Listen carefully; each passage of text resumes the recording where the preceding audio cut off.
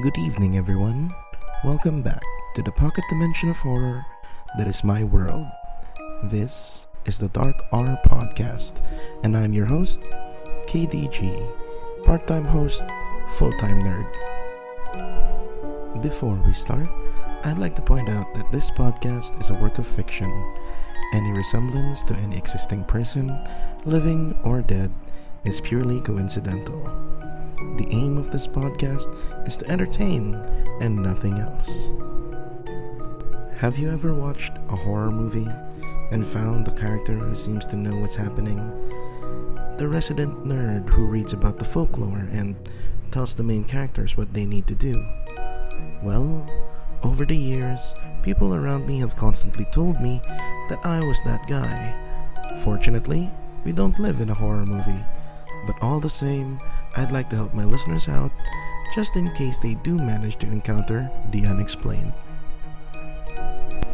For tonight's episode, I've decided to end the year with a bang by adapting a series I've worked on back in the original Dark Horror segment. We'll be following a collection of stories that follows a group of paranormal investigators as they take on the hauntings of an asylum. Tonight's story will be part 1 of a 3-part series, ending on the last episode for this year, to be uploaded on the 26th. This is to celebrate our recent growth in number, and so I can give back to the undying, excuse the pun, support. In any case, sit back, relax, and enjoy as we start this series with part 1, Casework.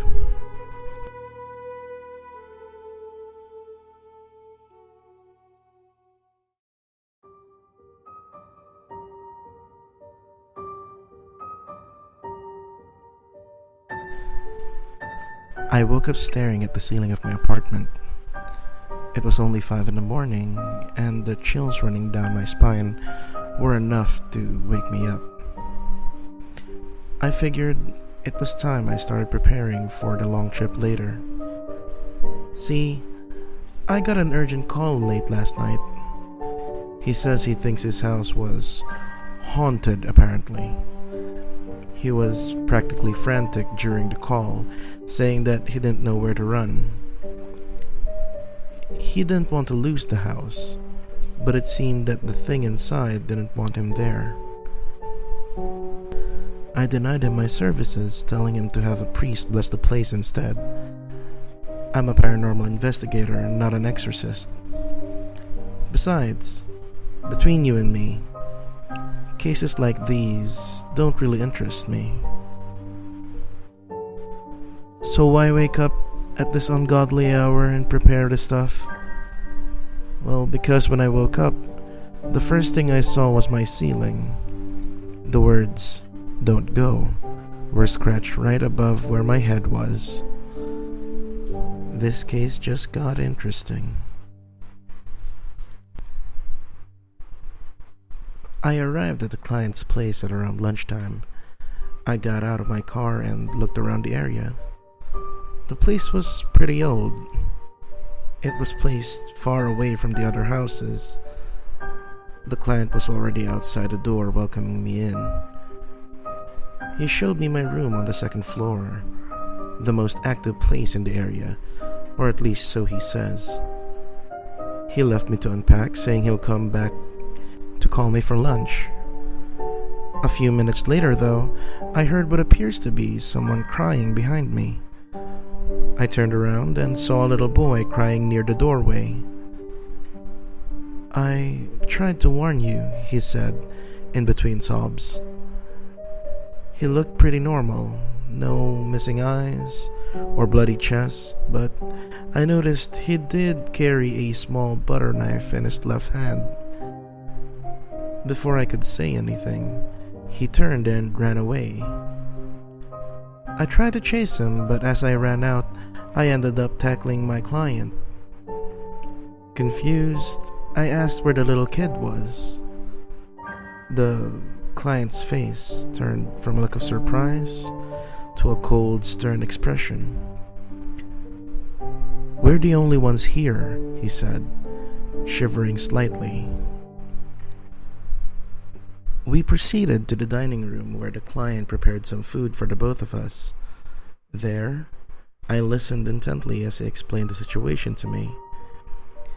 He inherited the house from his grandfather a month ago. Ever since then, he felt a strong presence in the house. The maids were the first to feel it. It felt as if someone was watching them while they worked. It came to a point where one of the maids was pushed down the stairs. No injuries, but she was a little shaken up. From then on, though, he was left alone to care for himself. The client was still explaining his story when I heard someone crying again. I motioned for him to stop talking, and we both listened. This time, we both heard it.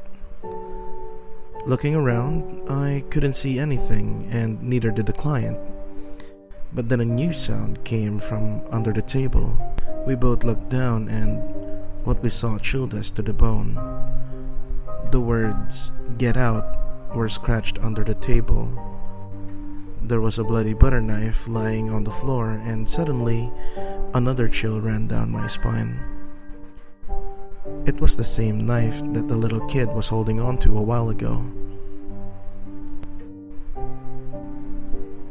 Nighttime. Most of the afternoon passed without incident. The client excused himself after what happened and decided to stay at his friend's house nearby. I couldn't really blame him.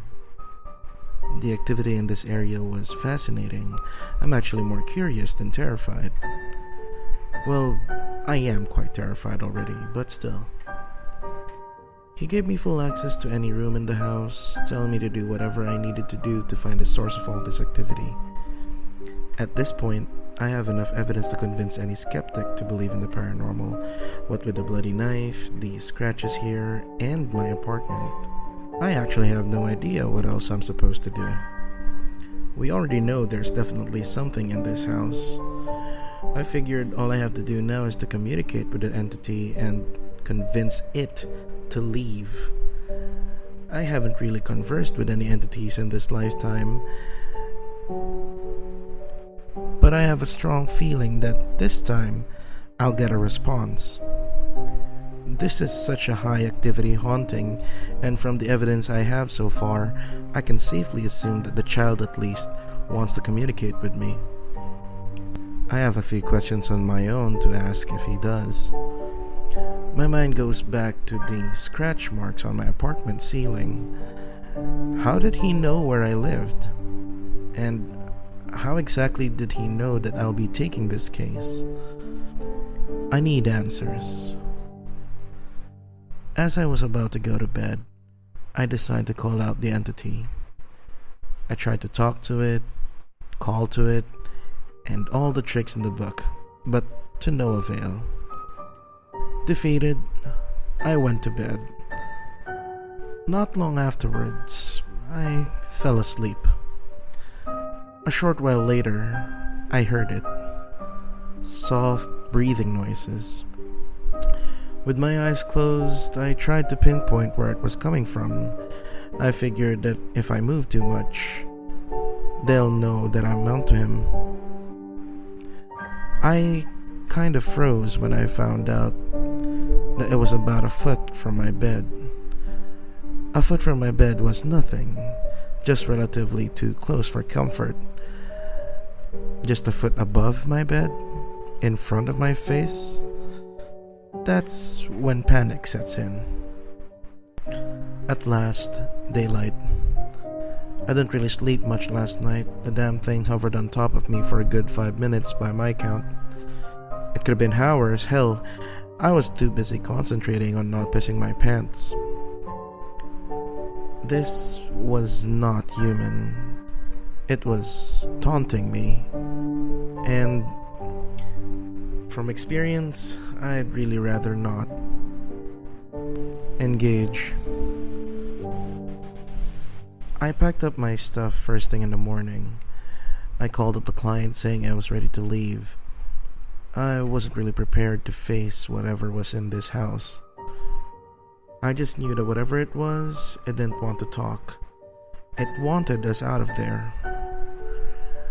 The client returned for me and asked what my findings were. I carried all my stuff and walked out the door. I didn't give him an answer until I was sure that both of us were outside.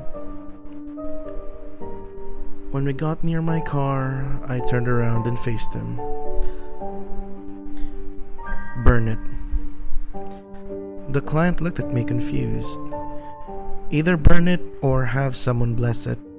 Either way, my professional opinion is to get as far away as possible from that house. Whatever's inside there, be it the power of God or good old fire, will not be enough to get it to leave." I continued putting my stuff in the trunk of my car. I honestly couldn't care less at this point.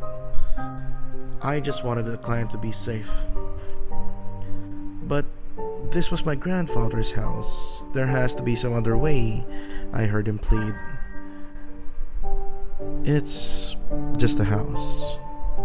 And you're better off living somewhere else." Living being the key word here. I thanked him for his hospitality and went back to the car. As I was driving off, I took one last look at the house.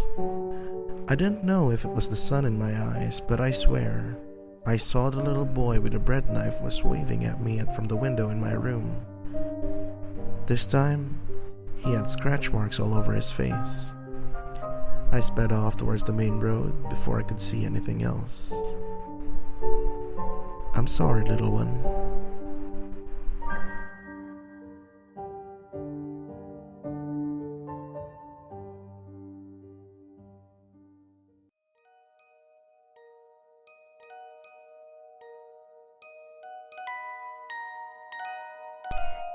That was part 1 of the year-end series that I'll be doing.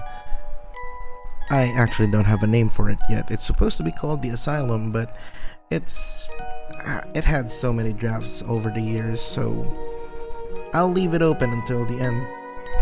But for now, I hope you guys liked it. If you like content like this and you want to see more, you can check out previous episodes of the Dark R podcast on my channel. I made a playlist for it to make it easy for everyone.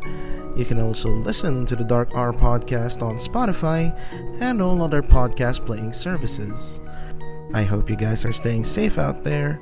And again, this has been the Dark R podcast, and I'm your host, KDG, saying good fright and good night.